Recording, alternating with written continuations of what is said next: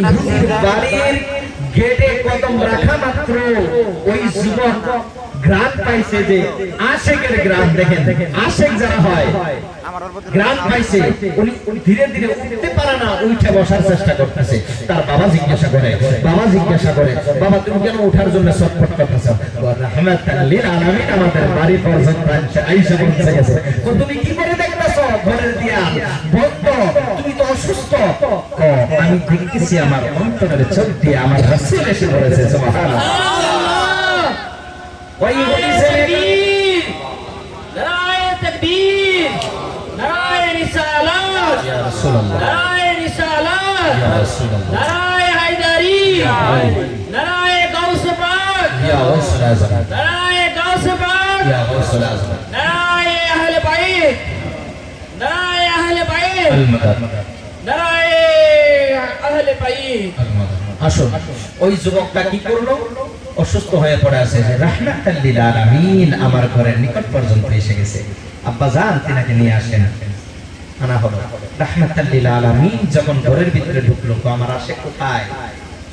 ঢুকলো, ঢুকা মাত্র ওই ছেলেটা নবী যে পাক সাল্লাল্লাহু আলাইহি ওয়াসাল্লামের দিকে এমন ভাবে তাকাইছে, আর চোখের পলক ফালায় না, চোখের মটক ফালায় না, নবী পাক সাল্লাল্লাহু আলাইহি ওয়াসাল্লামের চেহারা আনোয়ারের দিকে তাকায় আছে। বলুন সুবহানাল্লাহ। আর মনে মনে ভাবতেছে, আজকে যদি আমার রাসূল সাল্লাল্লাহু আলাইহি ওয়াসাল্লাম আমাকে ইসলাম কবুল করায়, বায়াত রাসূল গ্রহণ করায়, তার কদমে গোলাম বানিয়ে নিত, আমি অনেক ধন্য হতাম। মনে মনে এটা ভাবতেছে। বলতে চাই, তার বাবা জিজ্ঞাসা করে কিছু বলবে? তো আমি বলতে চাই, একটা আশা বাবা তোমার কাছে, কি?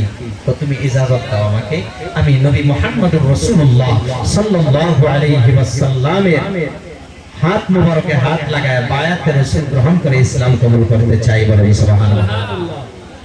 তখন ইহুদি ভাবতেছে, একবার ভাবে এই কাজটা কি করতে দেওয়া যাবে? আমি একজন ইহুদি হয়ে আমার ছেলেকে করতে দেব? আবার ভাবে আমার ছেলে তো দুনিয়ায় থাকবে না। নবী পাক সাল্লাল্লাহু আলাইহি ওয়াসাল্লাম যখন বসে আছে, হঠাৎ করে নবী পাক সাল্লাল্লাহু আলাইহি ওয়াসাল্লামের চেহারা মুবারক লাল বরণ হয়ে গেল, লাল বরণ হয়ে গেল। নবী পাক সাল্লাল্লাহু আলাইহি ওয়াসাল্লাম চক্ষু মুবারক বন্ধ করে থাকলেন কিছুক্ষণ পরে চক্ষু মুবারক করলেন।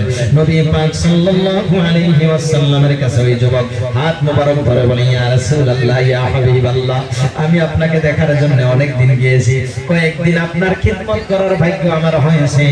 তারপরে যখন আমি যাইতে থাকলাম, দেখি আপনি নাই। একদিন দুই দিন এইভাবে যাইতে যাইতে আপনাকে না পেয়ে, আপনাকে পাবো কিনা, আপনাকে দেখবো কিনা, আর কোনদিন দেখা হবে কিনা, এই খেয়াল আমি রেখে আপনার প্রেমে পাগল হয়ে আমি বিছানায় পড়ে গেছি। ইয়া রাসূলুল্লাহ, ইয়া রাসূলুল্লাহ, আমি জানি না দুনিয়ার জমিনে কতক্ষণ সময় থাকবো। ইয়া রাসূলুল্লাহ, আপনার কাছে আমার একটা আবদার রইল, আপনার কাছে একটা আবদার। নবী পাক সাল্লাল্লাহু আলাইহি ওয়াসাল্লাম বলে, কি আবদার বাবা জানাও? তখন বলে,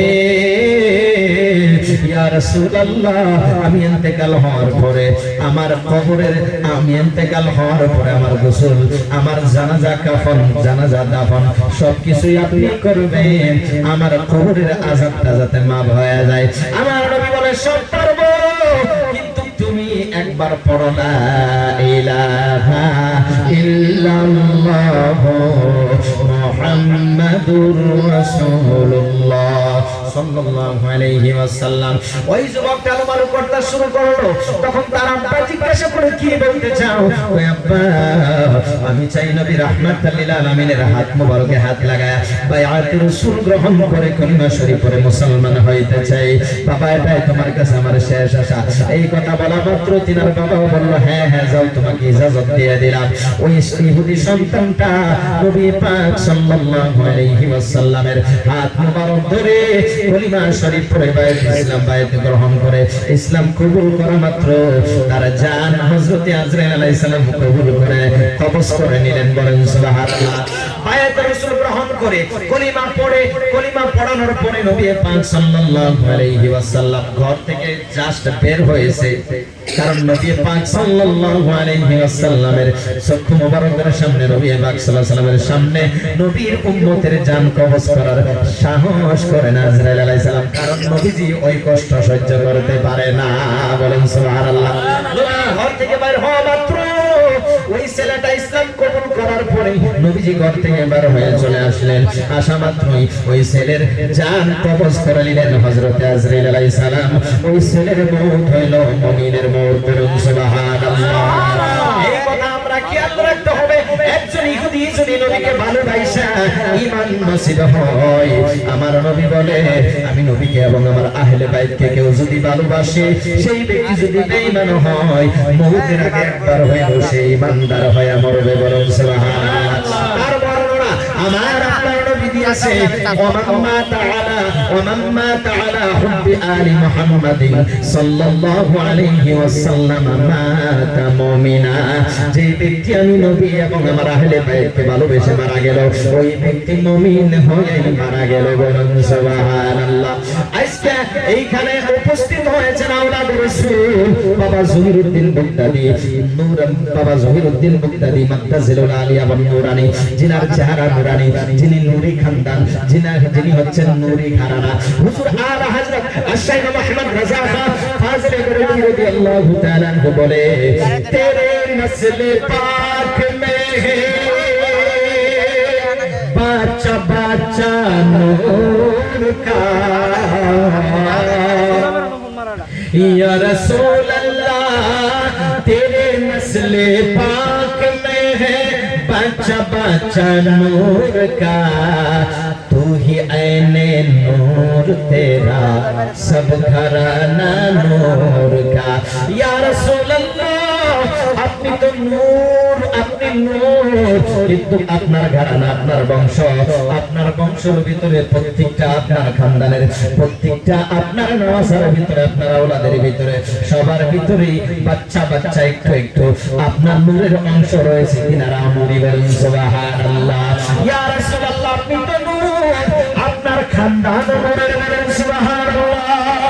নূরি খানদান এখানে এসেছে, ইনারা হইল আওলাদের রাসূল, ইনারা হইল আওলাদের রাসূল ওয়ারা। নবীর বংশ, নবীর বংশের আগমন যেই জায়গায় হয়, সেই জায়গায় গজব আসে না, সেই জায়গায় গজব আসলে আল্লাহ রাব্বুল আলামিন নবীর বংশের আগমনের খাতিরে গজবকে আল্লাহ দূরত্ব করায় দেয়। নবীর বংশের কদম যেই জায়গায় পড়ে, সেই জায়গায় আল্লাহর রহমত বর্ষিত হয়। নবীর বংশ, নবীর খানদানের কদম যেই জায়গায় পড়ে, সেই জায়গার অমানুষগুলো মানুষ হইতে থাকে। নবীর খানদান আওলাদ রাসূল যেই জায়গায় কদম রাখে, সেই জায়গায় বরকতে বরকতে ভরপুর হয়ে যায়। বলুন সুবহানাল্লাহ।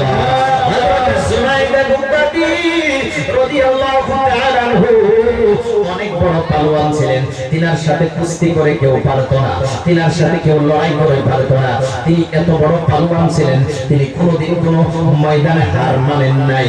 কিন্তু একদিন একটা আওলাদ রাসূল, নবীর বংশের একজন গরীব একজন লোক ছিল, গরীব ছিল, কিন্তু নবীর বংশের একটা আদত আছে, নবীর বংশের মানুষ কোনোদিন ভিক্ষা করে না। কথা বলেন ঠিক কিনা? কারণ নবীর বংশ ভিক্ষা করে না, তারা ভিক্ষা দেয়। বলুন সুবহানাল্লাহ। ঘরে খাবার নাই, 3 দিন হয়ে যায়, ওই আওলাদ রাসূলের ঘরে বাচ্চাকে খানা দিবে, খানা দেওয়ার মতো কোনো রুজি রোজগারের ব্যবস্থা নাই। ঘুরতেছে, টেনশন করতেছে। নবীর বংশের মানুষ লোকের বাড়ি কাজ কামলাও দিতে পারে না, কারণ আওলাদ রাসূলরা লোকের বাড়িতে ওইভাবে কাজও করে না। আওলাদ রাসূল ভিক্ষা মাঙ্গে না, আওলাদ রাসূল কাজ করতে পারে কিন্তু ভিক্ষা করাটা স্বীকার করে না। আমার নবী বলেছে 2টা বস্তু জায়েজ, তারপর নবী খারাপ পাইতো।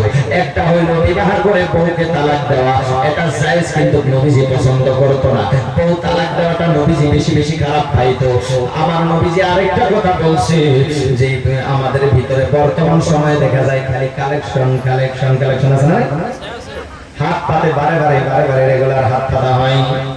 আদত হয়ে গেছে কিছু টুপি আলাদা হয়েছে না নাই আদত রেগুলার ব্যাগ একটা নিল বাইরে হলো কালেকশন এই যে কালেকশন নবীর নাম দিয়ে কালেকশন করে নবীর প্রেম তাদের ভিতরে নাই নবীর নামে কালেকশন কইরা পেট বড় করে নবীর প্রেমে মিলাদ করতে দিলে তারা মিলাদ করে না বলে বেদাত করা বলুন ঠিক কিনা এমন এমন মুনাফিকদেরকে কালেকশন দেওয়া জায়েজ নাই আমার নবী সাল্লাল্লাহু আলাইহি ওয়াসাল্লাম বলেছে আমার নবী সাল্লাল্লাহু আলাইহি ওয়াসাল্লাম বলেছে নবীজি দুইটা কাজ জায়েজ তারপরেও খারাপ পাইতো একটা হইল বিবাহের পরে কেউ যদি বউকে তালাক দেয় তালাক দেওয়া জায়েজ তারপরও নবীজি অপছন্দ করত না কাজটা আরেকটা হইল লোকের কাছে হাত পাতাটা এটা জায়েজ অসুবিধার কালে জায়েজ হাত পাতা জায়েজ যখন মানুষ মুসিবতে পড়ে হাত পাততে পারবে কিন্তু নবীজি এটা পছন্দ করত না নবীজি পছন্দ করত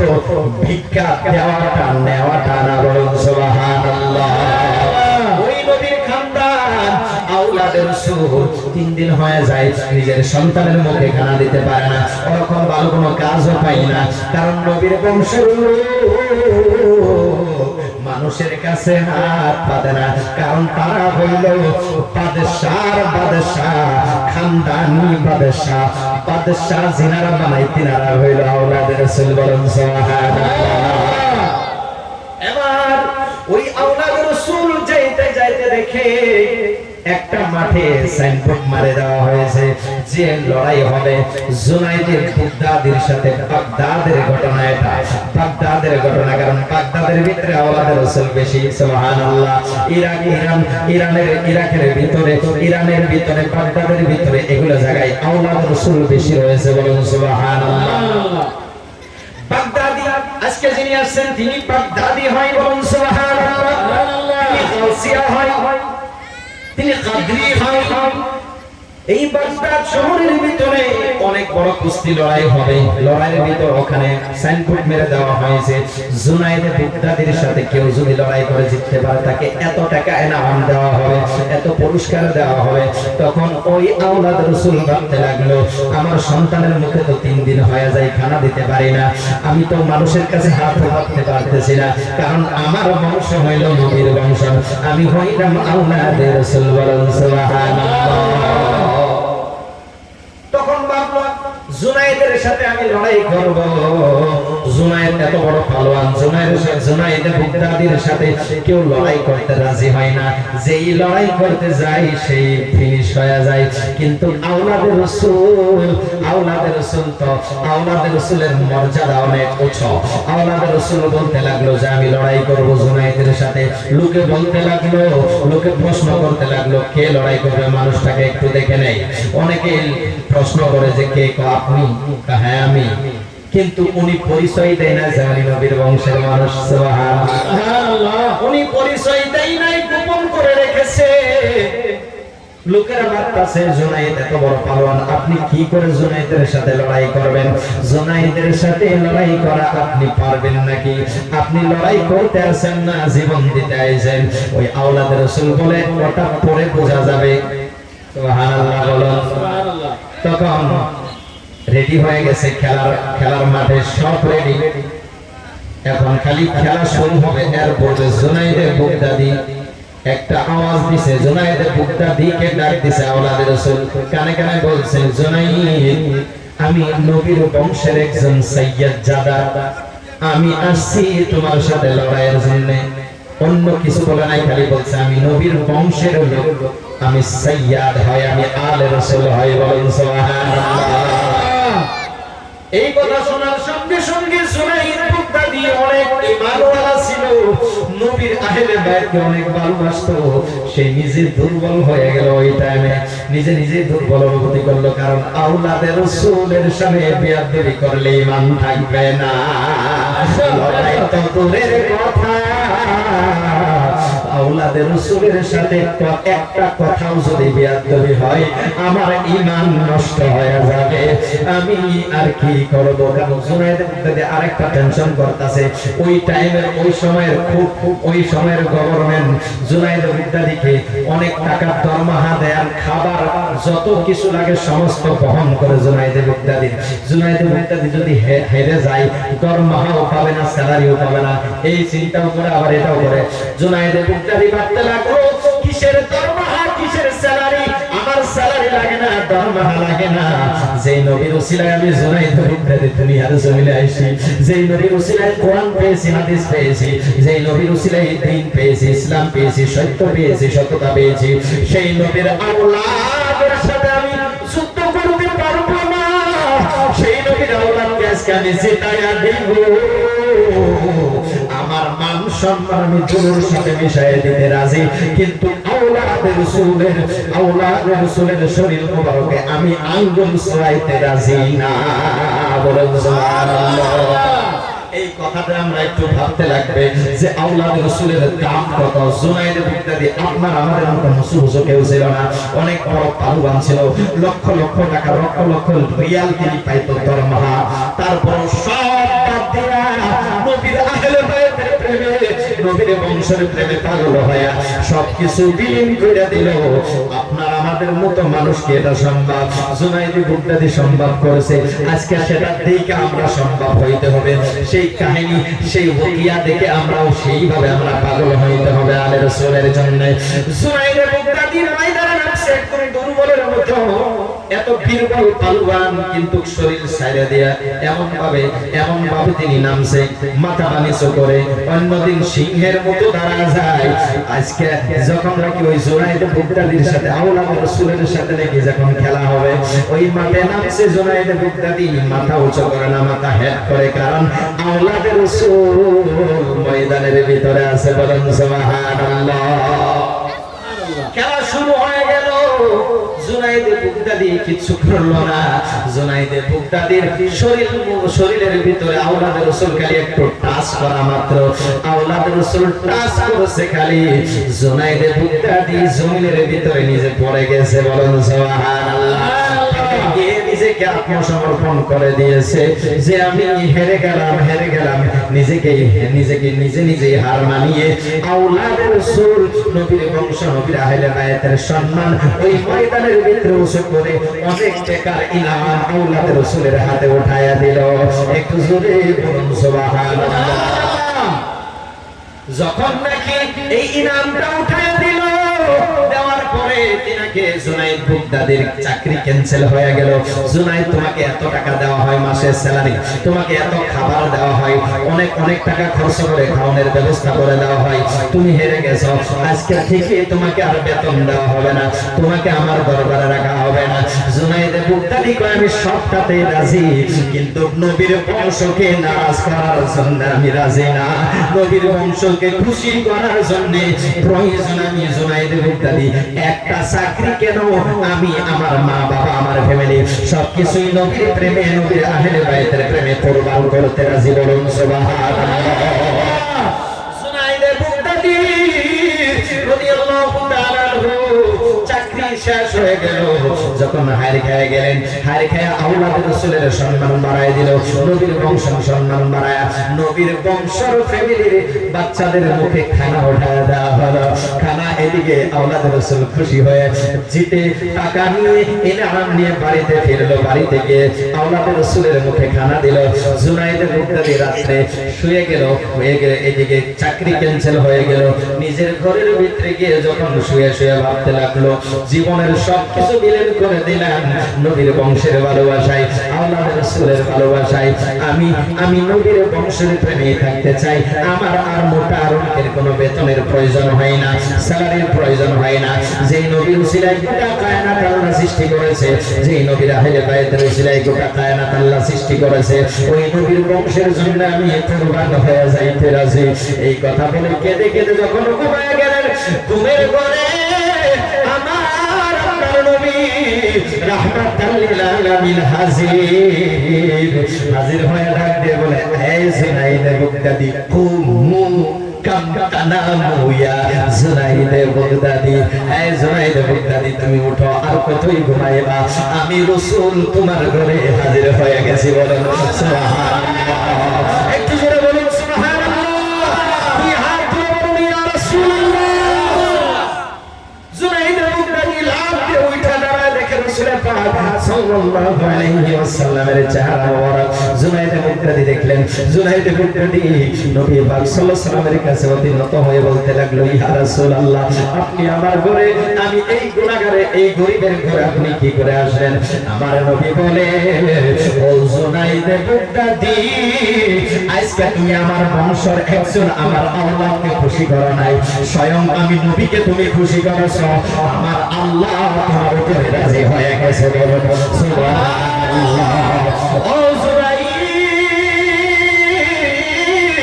আজকে আমি রাসূল তোমাকে অপরাধ দিয়ে দিলাম, পৃথিবীর বুকে যত ওলি আউলিয়া আসবে সমস্ত ওলিদের মাথার তাজ তোমাকে উপাধি দিয়ে দিলাম, সমস্ত ওলিদের মাথার তাজ তুমি আজকে থেকে হয়ে গেল। বলুন সুবহানাল্লাহ। খোদার কসম, খোদার কসম, ও সুন্নি মুসলমান, আহলে বায়াতের ভালোবাসা, আহলে বায়াত নবীর বংশকে জুনাইদ বাগদাদি একটু জিতায় দেওয়ার কারণে আউলিয়াদের মাথার তাজ হইতে পারে। কথা বলুন ঠিক কিনা? আজকে যদি বাবা জহিরুদ্দিন বাগদাদি নূরি মাদ্দা জিল্লুল আলিয়া ওয়ান নূরানি এসেছে এই জায়গায়, তিনি অনুগত রাসূল, ইনাকে যদি খুশি করি আল্লাহ রাব্বুল আলামিন আমাদের নসিব খুলে দিবে। কথা বলুন ঠিক কিনা? আল্লাহর রাসূলের ভালোবাসার নাম ঈমান। আল্লাহর রাসূলকে মহব্বত করলে আমার রাসূল তাকে মহব্বত করে, তার প্রমাণ হইল জুনাইদে বাগদাদি। আর জুনাইদে বাগদাদি এত পাওয়ারফুল ওলি হয়ে গেল ওদিন থেকে। জুনাইদে বাগদাদি ইচ্ছা করলে আমরা নৌকা দিয়া ফুটফুটি লঞ্চ দিয়ে আমরা নদী অতিক্রম করতে হয়, পাড়ি দিতে হয়। জুনাইদে বাগদাদির এটা প্রয়োজন হয় নাই। জুনাইদে বাগদাদি যাই নামাজ মুসল্লার পানির উপরে বিছায়া দাঁড়ায়া, মুসল্লার উপরে দাঁড়ায়া সাগর অতিক্রম করতে পারি দিত। বলুন সুবহানাল্লাহ। একমাত্র নবীর আহলে বাইতের ভালোবাসার গুণে এত বড় নবী হয়েছে। নবীর আহলে বাইতকে অন্তরে কলবির ভিতরে জায়গা দেওয়ার জন্য এত বড় বলি হয়েছে। জুনাইদ বাগদাদি একদিন যাইতেছেন, একদিন নদী এইভাবে নদী অতিক্রম করবে, নদীকে পাড়ি দিবেন, নদী পাড়ি দিবেন। একজন আসে, তিনাকে বলে, হুজুর আমাকেও নিয়ে যান, আমাকেও নিয়ে যান। আপনি নদী পাড়ি দিবেন, আমি তো কোনো এই সাগরের ভিতরে কোনো পানি জাহাজ পাচ্ছি না, এখন আমি কি করে নদী অতিক্রম করবো? হুজুর আপনি আমাকে আপনার সঙ্গে করে একটু নিয়ে যান। জুনাইদ বাগদাদি রাদিয়াল্লাহু তাআলা আনহু বলে, হ্যাঁ তোমাকে আমি নিয়ে যাব, কিন্তু আমার কথা মেনে মেনে তুমি চলতে হবে। বলুন সুবহানাল্লাহ। এখানে আরেকটা সবক আমাদের শিক্ষণীয় আছে। তখন বলে, জি হুজুর, আপনি যেইভাবেই বলবেন আমি সেইভাবেই যাব। সুবহানাল্লাহ। আপনি যেইভাবেই বলবেন, যেইভাবে বলবেন আমি সেইভাবেই। হুজুর আমাকে নদী অতিক্রম করানো লাগবে। জুনাইদে বাগদাদি মুসল্লার উপরে দাঁড়ায় গেল, বিসমিল্লাহির রহমানির রহিম বলে দুরূদ শরীফ পড়ে পড়ে তিনি দাঁড়ায় গেলেন। তখন জুনাইদে বাগদাদি বলল, বাবা তুমি আমার পিছনে দাঁড়ায় যাও। জুনাইদে বাগদাদির পিছনে ওই যুবক ছেলেটা দাঁড়ায় গেল। দাঁড়ানোর পরে জুনাইদে বাগদাদি বলল, তুমি খালি আমি জিকির করব ইয়া আল্লাহ, তুমি জিকির করবা ইয়া জুনাইদে বাগদাদি, ইয়া জুনাইদে বাগদাদি। বলুন সুবহানাল্লাহ। এই কথাটা একটু ভিন্ন রকম লাগলো না? জুনাইদে বাগদাদি জিকির করবো ইয়া আল্লাহ, আর ওই আশিক ছেলেটাকে, তুমি আশিক ছেলেটাকে শিখাই দিলে তুমি বলো ইয়া জুনাইদে বাগদাদি। সুবহানাল্লাহ। তোমার জিকির হলো জুনাইদ, আমি জুনাইদের জিকির হলো ইয়া আল্লাহ। সুবহানাল্লাহ। এটা ওলিদের কোয়ালিটি পাওয়ার। এর জন্য আল্লাহ পর্যন্ত পৌঁছাতে ইজি নয়। প্রথমে ওলির জন্য ফানা হওয়া লাগবে, মুর্শিদের জন্য ফানা ফিশ শেখ, তারপরে ফানা ফির রাসূল, তারপরে ফানা ফিল্লাহ, তারপরে বাকা ফিল্লাহ। একটু জোরে বলুন সুবহানাল্লাহ। হযরত জুনাইদ বাগদাদি বলল, বাবা তোমার জিকির হইল ইয়া জুনাইদে বুগদাদি ইয়া জুনাইদে বুগদাদি ইয়া জুনাইদে বুগদাদি, এটা পড়ে পড়ে তুমি জিকির করবা। আর আমি জুনাইদের জিকিরের সাথে তুমি তাল মিলাইবা না। আমি জুনাইদের জিকিরের কোয়ালিটি আলাদা, তোমার জিকির হইল আমি জুনাইদের জিকির। সুবহানাল্লাহ। ছেলেটা বলতে লাগলো ইয়া জুনাইদে বুগদাদি ইয়া জুনাইদে বুগদাদি, জিকির করতে লাগলো। আর হযরত জুনাইদে বুগদাদি রাদিয়াল্লাহু তাআলা ইয়া আল্লাহু ইয়া আল্লাহু বলতেছে।